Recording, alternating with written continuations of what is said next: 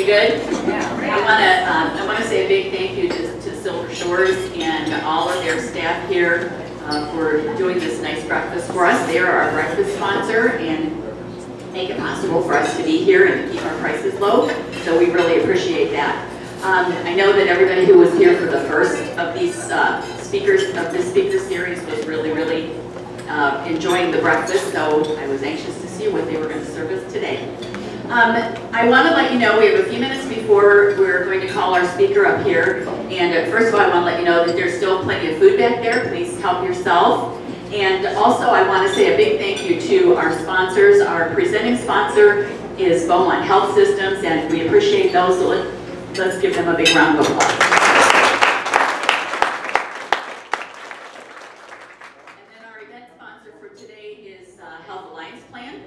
So we appreciate them as well. There's nobody here, so I guess we won't applaud. I'll just tell them we did if they ask. At any rate, I'm just going to make a couple of announcements really quickly, and then we'll bring Denise up here to tell you her story and where she came from and how she got to where she is. The purpose of this event, this speaker series, is for us to learn from and recognize women of achievement. This is not, you know, she's not here to promote her business, because that's not what we're here for, but she's here to tell us kind of about her life a little bit, how she got to where she is, and maybe some of the roadblocks and bumps along the way that she faced. And so we're looking forward to hearing from Denise. As you know, she is president and CEO of Henry Ford Wyandotte Hospital and one of Crane's 100 most influential women in Michigan for this year. So we're very pleased that she's able to join us today. We have some events coming up that I want you to know about. Tomorrow from 4:30 to 7:30 we have an open house at the Chamber. This is a really good opportunity to learn about Chamber benefits if you're a member, even if you've been a member for a long time. I bet you'll learn something if you come to that tomorrow. We're going to have good food, and we're going to have music, and we're going to have prizes. And there are no speakers, there's no speeches whatsoever. We'll just have information out, we'll have people to talk to you and answer your questions, and it's just going to be a lot of fun, a lot of really good networking. So no matter how long you've been a member of the Chamber, you can learn something and you can benefit from this and networking and have a good time. If you are not a member but you've been thinking about it, this is a great place to come. There's no high pressure sales pitch or anything like that. This is just come and have a good time and learn about the Chamber. So that's tomorrow at our offices on North Line Road. We're a red brick house right in front of Wayne County Community College. And so it'll be easy to find us. We'll also have a big sign out there to let you know that's where the open house is. It is open house, so you don't have to come at the beginning and stay till the end. Just pop in when you have a chance, and we'll look forward to seeing you then. Then we have a big event coming up in just about 10 days, I think. 10 days from tomorrow is our Bacon and Beer Fest. And so I chuckle when I say that here because last time we were here, people were talking about how good the bacon was, and then I mentioned the Bacon and Beer Fest, and our speaker said, hey, any place where you mention bacon 2 times in one morning is a good place for me. So anyway, Bacon and Beer Fest at the Chamber, big tent in the backyard. We've got a whole bunch of different varieties of food, everything with bacon in it. We're going to have craft brew to be able to get lots of samples of craft brew beer, and there'll be a lot of surprises and a lot of fun things going on. We're going to do bowling contests. If you don't know what that is, you need to talk to somebody who's like 25 or 30 years old, and they'll tell you. I didn't know what it was until recently. I must say that I'm not sure we're supposed to use the word bowling, so you didn't hear that from me. So we're bowling with footballs is what we're doing. So anyway, that's going to be a really fun event. The tickets are available on our website. They're also on at Eventbrite. So make sure you get your tickets and come on out. It's going to be a really great event and a lot of fun. So, Ms. Denise, are you ready? One moment. Tony Arminiak, the president of the Downford campus and all-around go-to guy for Wayne County Community College District, is going to introduce our speaker today. Thank you. Thank you again for coming to the Southern Wayne County Regional Chamber's second Woman of Achievement Speaker Series. Today, to share her story is Denise Brooks Williams, President and CEO of Henry Ford Hospital. A native of Michigan, Ms. Brooks Williams received her bachelor's and master's in health administration from the University of Michigan before starting her career as a management fellow at Mercy Hospital, Detroit. She has been active in numerous professional groups, including serving as president of the National Association of Health Services Executives, one of the premier minority health professional organizations in the United States. In 2013, Ms. Brooks Williams became president and CEO of Henry Ford Wyandotte Hospital. This 401-bed acute care hospital serves Downriver region and the surrounding communities of southeastern Michigan with approximately 2,400 employees, 600 staff members, including Henry Ford Center, Brownstown outpatient facility, and physician services.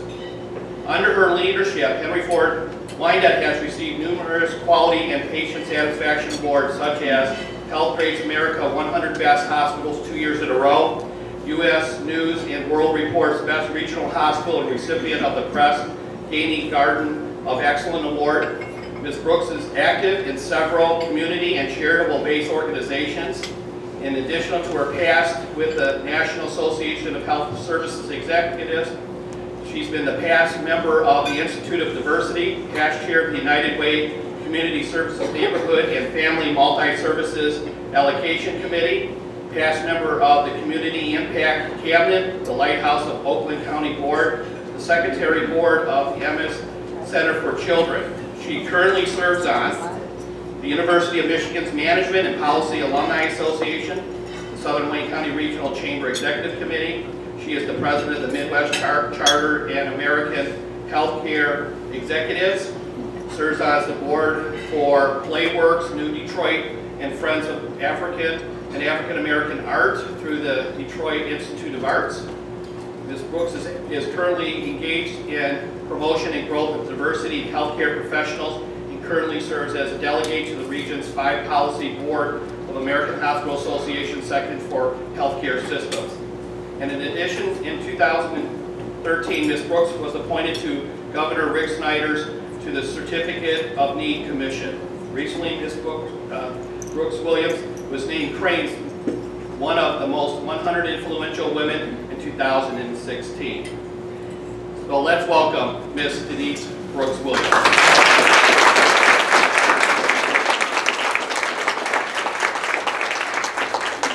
Can you hear me? Okay, all right. Good morning. Doesn't it make you tired listening to that? Joe Walt is one of my team members who's sitting there like, wow, I feel tired. Well, first I want to thank Sandy and the Chamber for even thinking of me to be a part of this series. This is really cool to be able to have a chance to talk a little bit about what you do, as a female leader. I did think about the easiest way to do that because I tell everybody I'm really not a professional speaker, although I speak a lot. And it is hard to talk about yourself, right? I sit there and listen to that and I'm like, oh, I don't really know that I have the exact answer to how all those things happen, but very grateful and excited that they did. So I tried to come up with a little framework, but I have to give you a backstory, right? So I'm laughing with my team about, I had a little journey. I went to New York. It was supposed to be an easy, fun trip this weekend. And I'll talk about this in a second, but I have 2 daughters, so you can just frame that. And of course, they love New York. This is a cool place to shop before you go back to school. But we got caught in the Delta fiasco. So, of course, Sandy's been on the edge of her seat for 24 hours, wondering, will Denise make it? And gratefully, I sent a wonderful selfie last night to Hanian to say I am boarding the flight about an hour away from the airport I started at, but I'll be home. So if I appear a little less functioning, it's for the travel weariness. But what I thought I'd try to do to frame kind of my story, because you can read a lot, like, I mean, Tony just did a great job of probably, I was like, oh, he summarized everything. So you can read a lot about the professional technical piece, and I'll talk a little bit about that. But when I really think about my success, if I, point it to be that, it is so much more than my job. So definitely, I feel very proud of the professional accomplishments that I've had. But when I do get an opportunity to talk to female leaders and gentlemen who care about female leaders, I talk about really me, right? So what I think makes me me, and I believe that has contributed so much to what has allowed me to actually be successful and partner with amazing people to do amazing things in business. So I thought I'd frame it So kind of who am I? Why do I do what I do? Definitely, you'll want to get the what, so what is that? So when you talked about a little bit, I'll talk a little bit more about the day in the life of Denise Brooks-Williams and all those. I do 50 organizations and run a family and run an organization, do all at the same time. And then kind of how, so what is it that I did to get here? How did I prepare myself for it? So I'm trying to do all that in 20 minutes, so Annette's going to keep me honest. So who am I, right? So I did words, right? So I'm a mother, very proudly. I have 2 teenage daughters. That's, in and of itself a great accomplishment in my success. My oldest daughter is a rising junior at the University of Michigan, and my youngest daughter will be a senior in a few weeks. So really exciting time for me and an amazing journey. And I definitely, when I start a list, it's the top of the list because it's the thing I'm most proud of, and it's the thing that I honestly think contributes to my success. Uniquely having daughters makes you as a female leader just want to be like a mentor every day, because I feel like I'm just modeling for them all the possibilities of what you can do. But I have lots of other adjectives right then describing. I'm a wife, just celebrated my 22nd wedding anniversary, although I've been with my husband since college, but I can tell you that story later. I'm a daughter, definitely a friend. I try to be an amazing friend. I'm a very faithful person, and so definitely that has shaped who I am and really contributed to my success in my career, because I don't think if you're a female leader, you can do some anchoring, right? Because it is tough. I do another presentation to younger women about having it all or not having anything, because it's just not possible to do all those things to me without having some sort of an anchor, and for me that is my faith. A native Detroiter. We talked a little bit about my Wolverine status. So I definitely have tremendous pride in the state of Michigan, and a lot of the service that you've heard Tony talk about is because I've spent my entire career in Michigan, not necessarily always in Southeast Michigan. I was on the west side of the state for a little bit, but definitely care deeply about our state, and in particular the city of Detroit, which is where I was born and raised, went to high school, and just have a lot of things there. I live in Detroit now. So it characterizes a lot of what I do, and I think it spurs me for energy and success. And I am a female executive, which I didn't start off being unique. I ask women often, do you know anything different? People give the label, right, female executive, as if that's kind of what we chose, right? You were born a woman. You chose to do whatever you chose to do from a professional perspective, and I think you figure that part out, but it is a huge definition around who you are. And so I embrace that now. I didn't get to pick it, but I enjoy it. And so being a female executive is another way that I characterize myself. When you think about why, so my job in a nutshell, right, is trying to run this massive enterprise of people who are actually smarter than me. Think about it, I work with doctors and nurses and technicians and executives, and so you're like matched for wit. So I don't come to work every day thinking I'm the smartest person in the room, because a lot of times I may not be. But I get the joy of trying to figure out how to harness all those talents to come up with a good product. But the why for me wasn't that. I didn't start with the end in mind. I didn't start what I was doing with the aspiration to necessarily be the leader or be the CEO. I really started because I love people. I love working with people. I love impacting people. And I remember that why a lot on difficult days when you're thinking, why are we doing that? So another big element of success for me is always knowing the why. Because whatever your aspirations are, however you approach life or careers, you're going to be challenged. And so when you're challenged, you got to kind of, for me, be able to reflect on why am I doing this. So the love of people is part of it. Wanting to make an impact. I talked just a little bit about my commitment to Detroit, and as you can imagine, living in the city of Detroit, which I've done. My daughter is 17, and I moved when I was expecting her.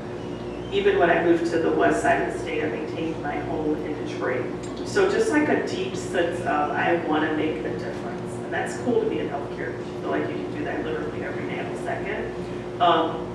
But again, you got to know your why. So whatever it is that motivates you, because that will become your anchor if you get, I guess, challenged or tested, or not, you're not moving the way you want to move in the business or the profession that you've decided. I think it moves you.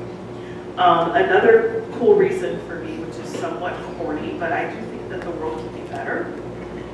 And so that's another part of my why. And if you look at what I do then outside of my professional world, it is trying to make things better. Lots of giving to other people, and my hope that I'm making an impact that will ultimately help things to be different than they are today. And the last why for me, and I talked a little bit about it with my daughters, but if you can imagine being a person of color, I used to be the youngest person a lot of times in my roles. I don't know, I'm eclipsing that, but I used to have a profile, right, of being a young African-American female leader. And that's a big task when you're not taking it on. I'm not an athlete, right? I'm not an actress or anything like that, but you'll hear in the media about role models, right? Do people sign up for that, or do they get volunteered for that? So I've added to my why being a role model. And it can be broad. I mean, I certainly mentor as many young men as I can of women, but I will definitely say for young women, and in particular, young women of color, that are pursuing this profession, where ironically, there still are not huge numbers of us that are at the top of an organization. Just by what I do and what I accomplish, it tells a story for them. But if I'm not conscious about being a role model, so therefore I don't give back, or I don't take the calls. My assistant isn't here, but Melissa can tell you all the best friends I have around the country. Because whenever I go to an event or a speaking engagement, I'll have a little line of people that sometimes are usually in their 20s, but they can be in their 30s, and they're just inquisitive, like, how did you do it? You know, how did you do it? I want to be able to talk to you. And I give a lot of time trying to help people not be me, but be their best self. And really be reflective around, do you want to be me, or do you want to be your best you? But your best you might not be a CEO of a hospital, and that's totally okay. But how do you harness everything that you have in there? So kind of being a role model is another part of my why do I do this? And I think you have to just know your why if you're going to be successful. The what, and I'll keep it to just the professional what. So what do I do? Henry Ford Wyandotte, and we call it a hospital, but for any of you who have received care from us, you know we're way more than a hospital. So I just call it Henry Ford Wyandotte, so it includes Brownstown, I don't offend anybody, and it includes all the outpatient, ancillary, and all the other services that we provide. But if you pull it all together, we're a $270 million net operating business. So that's relatively sizable, right? Another part of the what I do is really, as I said, trying to pull together these amazing team members. And it's I'm not a sports person whatsoever, but I use the metaphor of being a coach, right? Because I do have all of these A-list players that you have to figure out how to get that to come together and create an amazing experience. And you hope great outcomes, right, for a community. And so my what is really, how do I play a critical part in making that happen? We've got 2,500, if you count people who are contingent and work with us, people that work in this community. So it's a huge opportunity for me to be able to deal with my why in terms of being able to help people, being able to make an impact. And Tony talked to you about some of the short-term successes, but I would definitely say that Henry Ford Wyandotte has always been an amazing jewel for this community. And so definitely the what for me is how do I make it better? I mean, it's been around for 90 years, which is very amazing if you look at healthcare and all the collapsing and combining things that have been done. And I do think a lot of that is just because of the legacy that's there and the amazing people that are there. So another part of success, right, is I think realizing the part that you play in the picture. And so I don't have a disposition around being the boss. I think the boss is just a cheerleader. A boss pushes patients in wheelchairs. A boss finds patients with compromising issues and brings them back to her team members, and they help me figure it out, because I don't always know. But if I see a puzzled look on someone's face in the hall, and I marvel at the times that people will engage with me, and then afterwards they're like, she's the CEO. And I'm like, yeah, but absolutely, I'm here to serve you. And I feel that way about our team. I feel that way about our patients and our families. And so for me, the what is definitely not just what I do, but what's the impact, that we can make as a team, and what's the impact that I can contribute to the organization, and most importantly, how do you get the team members to see and feel that? The how, if you're thinking about success, and I don't know, I would kind of ask by show of hands, how many people consider themselves successful? I'm like, come on, come on. And so if you consider yourself successful, right? You have then your own mental model about how you're defining that. And so as I said earlier, success has never to me necessarily been about a job title. Success for me is not about, the car that you drive. My team will tell you I drove like a really challenged vehicle because I don't prioritize that. And I was too lazy to go to the dealership and get a new car. Not a really cool car, but when I first came, I was like, I just moved. I have a senior in high school. I don't have time to process that. So for me, success isn't necessarily about what you see, right? It's not always the outside packaging or anything like that, but it's the impact, right? So I'm assuming for those of you that raised your hand, it could have been anything, right, that you were thinking of. It wasn't necessarily that you leave your company or that you're the wealthiest person or that you have the biggest home or whatever. It's really just whatever you take a sense of pride in. When you think about business success, which is what Sam wants me to talk about, I would definitely say preparation is a huge part of what I think has contributed to the success I've had so far. And so you heard kind of the formal part of that, right? So obviously, I sought a degree in the area that I had an interest in. And I did it fairly early on. I certainly, when I talk to groups that are looking to make progress, remind people to know the credentials for the area that you want to be in. Because sometimes I have occasion to meet with people and they're telling me about these just phenomenal aspirations that they have. But then when I go back to the basics around how have you prepared yourself, so do you have the right degree? Do you have mentors? Are you committed to lifelong learning? I mean, I finished graduate school in the early 90s. And definitely, I will tell you what's happening in 2016 has nothing to do with the early 90s, right? So you have to be committed to lifelong learning. And so I'm not a tough mentor, but definitely if someone is coming to me, and sometimes people hit brick walls, right? So they're seeking mentorship because they're trying to figure out how to get to the next level of success. So being prepared, a huge part of that. And being able to be honest with yourself about if you're really not prepared, how can you expect the opportunity? And so that's got to be a critical part of what you do. Another piece of success for me has been fit, right? How many people have been in an organization and maybe know that it wasn't a good fit? Nobody, just me. Well, I will definitely tell you a success buster is staying, right? So if you're someplace that it just cannot click, you cannot move, you cannot accomplish what it is that you're trying to accomplish, my classic coaching for people is, well, gee, you don't own the company. Some of you all might own your own business, but in my instance, I've yet to own a hospital, right? I just get the pleasure of operating them, but you don't own it, right? You do your best to try to have an impact and to negotiate and do what you need to do, but ultimately, fit does matter, right? If you want to be successful. It matters where you work, it matters who you're working with, it matters who you're working for. Because even as a president and CEO, I have leaders, I have a board, I have a health system that I relate to. Most of my physicians would say they're my boss, even though sometimes I think I'm their boss. And I have staff that can be incredibly demanding of the support that they deserve or whatever. So fit definitely matters if you want to be successful. And that's one thing that you have to constantly assess because it can change.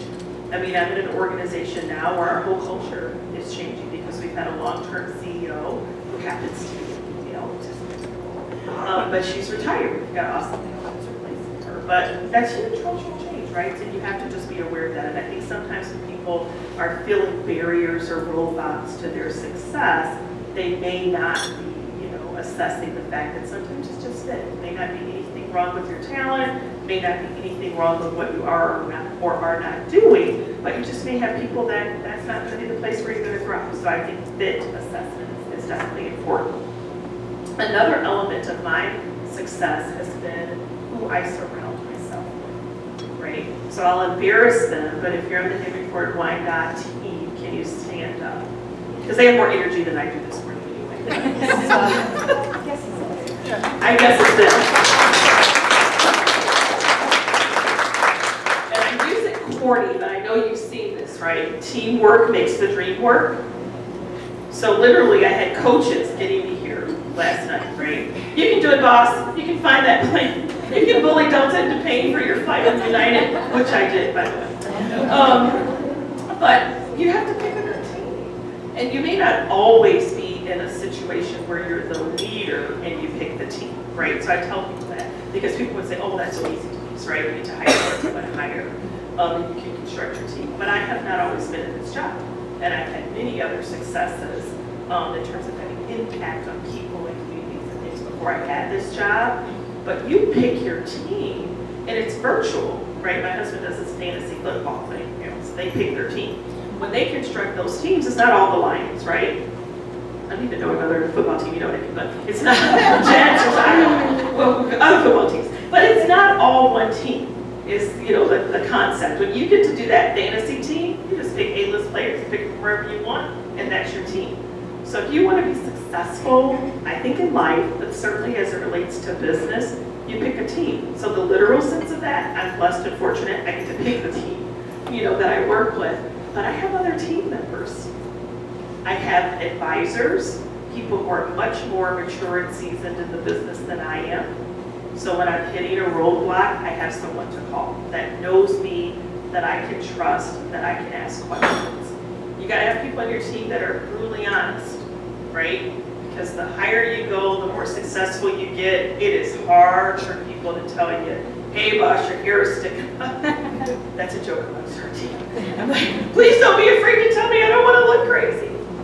But sometimes people are, right? Because you're successful. So I don't care the size of your business, if it's a 2-person business or a 2,500 person business or 25,000, person business. The more people relate to you in a certain way, unfortunately, sometimes the less likely they are to be honest, right? You see that in the media play out all the time. But when I say team, think of it in its broadest sense. And you need that to be successful. And as I said, you need it in life.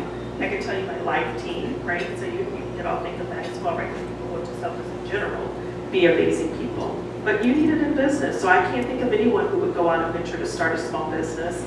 And if someone else, if it's a common business, right? So it's not unique. You don't look at the successes and failures of the other businesses. That wouldn't be smart. It'd be even cooler if you found somebody, maybe not in Michigan if it's a competitive thing, but you find somebody in Chicago or whatever. All the associations and trade groups have lists where we can find people, and you network.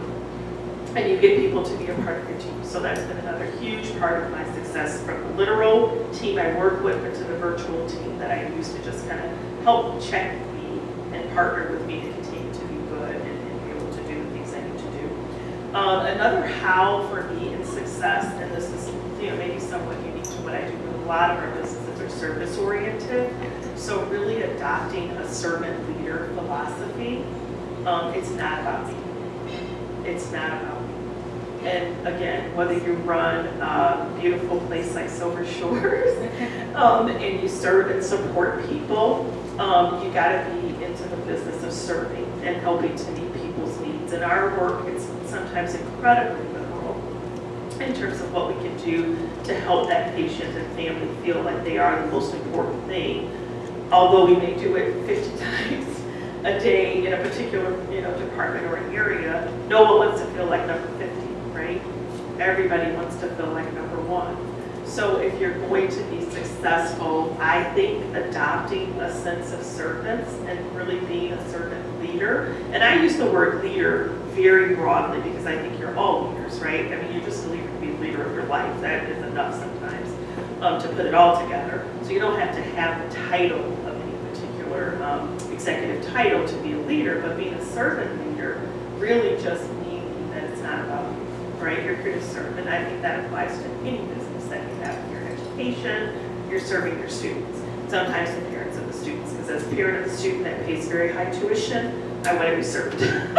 But you want to make sure that whatever your constituency is, you know who they are, and they have a sense of connection, and they know that you're in it for them, and you're helping them to get what they need to get out of it.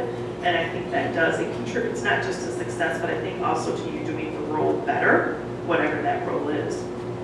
Another piece for me is service, different from being a servant leader, but service. I think I would not be as successful as I am if I didn't choose to go outside the 4 walls of the work that I do. And I've had to temper that. You can't always do that, right? Depends on the phase that you are. Again, if you're an entrepreneur, so your business is something that requires you to make it run, that can be different. You may not have a whole lot of spare time. I clearly have very little professional spare time, but I think service, again, helps to balance you. It's been a part of my success because it's allowed me to see different parts of healthcare that I wouldn't naturally see in my job. And so if I really just did my job, and there's some required outside things that you do in any role, right? So there's some things I would naturally do, but I stretch to be a part of organizations that impact children and help to understand, you know, what are some of the issues that kids may have with obesity. So Playworks, one of the organizations that Tony talked about that I serve with, they may not look directly related to healthcare, but the partnership and the work that we get to do with them very downstream. So we sometimes see adults who have not exercised enough, who have not done the things that they need to do to remain healthy. Playworks is all about exactly what it says, kids play. And so we can partner with them to find grants to embed them into schools that don't have the right recreational activity that they should have. And you're really at a very early age introducing activity, which for our kids, as we know, is about wiped out, right? Because they're doing Pokemon Go.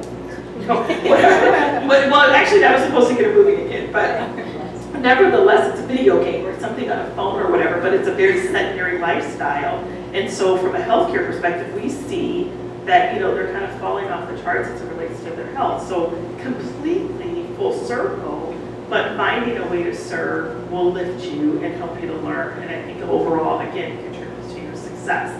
I serve a lot, as Tony said, in terms of trying to be engaged in what's happening in the state and understanding healthcare from its broadest sense. I do things on the national level as well. So whatever your business is, I think if you adopt a spirit of service, and whatever you can do, obviously you can't, I've not always been able to do multiple organizations. I'm not typically shy if I can't do something to try to pull out using that phenomenal team, as I described, is another way that you can do that. So of course, letting your other team members be able to serve on behalf of your business, but nevertheless being connected, I think in what you do will contribute to success because you'll be able to grow as a leader, impact your organization better, and then you contribute to the overall business and profession that you're a part of. Following your instincts is another success factor for me. How many people have been in a situation where if you looked at it on paper, maybe, right, so you just looked at it from a purely intellectual perspective, you may do one thing, right? But if you're kind of like, it doesn't feel right, I'm not sure. Or it could be, the paper says this is like totally ridiculous, but it feels amazing. Like you just really think this is the right thing. Have people ever had that kind of conflict? And what do you most often do? Do you follow your instinct? Right? So I think, again, you'll find very successful people who will say, no one would touch that building.